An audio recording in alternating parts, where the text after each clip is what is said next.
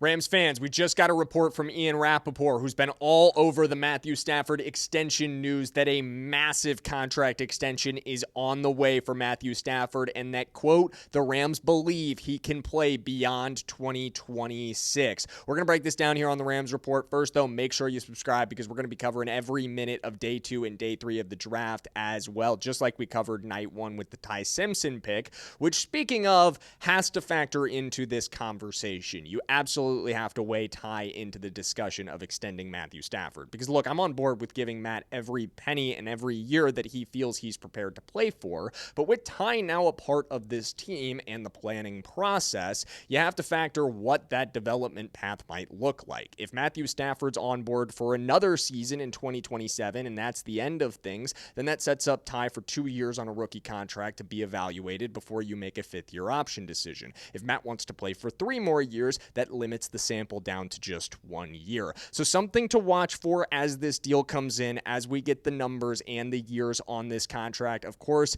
I am happy to give Matthew Stafford every penny and every year that he wants to play for. I want him to be this team's franchise quarterback, but I'm on board with Ty Simpson at this point. I think we all have to be, and I want his development to have a nice runway before we make that contract decision, if that makes sense.